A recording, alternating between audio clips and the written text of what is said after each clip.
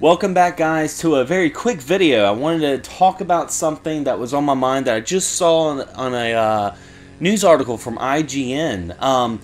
It's talking about a certain company called Analogue NT, and if you guys are unfamiliar with that, they're a company out of California that makes, been really specializing in Neo Geo MVS consoles, and they've been making them out of really exotic woods like walnut and ash, and I've been very envious of people that's been able to afford this because I've always wanted to have a Neo Geo, and I know the MVS is a lot cheaper. The actual arcade carts are a lot cheaper than the AVS home console carts, so needless to say, it's a little cheaper in the long run, but it's still like collecting like the Rolls Royce of retro gaming.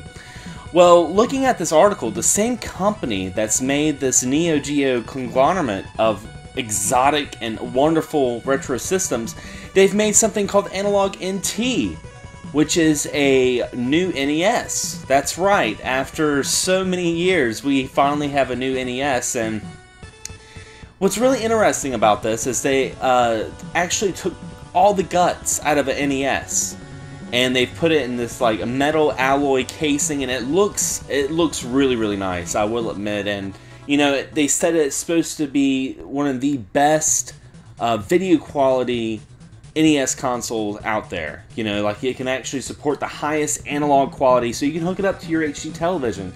Because if you guys collect retro, you definitely know that a lot of these game systems don't look great on HD televisions. You have to use a CRT, and I still have a CRT. I actually went out and rebought one at like a Salvation Army just so I can enjoy some of my older games, because it didn't look good on my Toshiba. But as good as this sounds, it does come at a hefty price.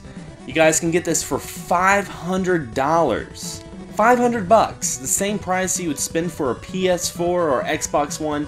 You can buy an NES, and wow, that's, when I saw that, it really made me take perspective about how retro gaming is getting now. I mean, wow, I mean, that's freaking crazy. And I've gotten a couple of comments on the Excess Gaming Podcast group page of people saying, no, we're not going to do that, and especially not with the Retron 5, which is coming out sometime. I'm not exactly sure. It was supposed to come out in April. Here we are in May, and it's not out.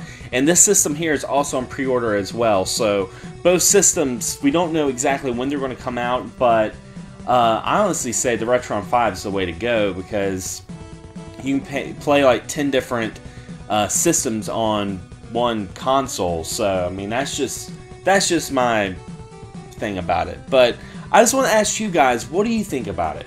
Would you guys spend $500 on a brand new NES, or you guys could just do like me and just undo the lockout chip on your NES so you don't have to get jiggy with it to get a cartridge to work? I don't know. But anyway, guys, I'd like to hear some comments, and as always, thanks for watching, thanks for subscribing, and as always, happy gaming.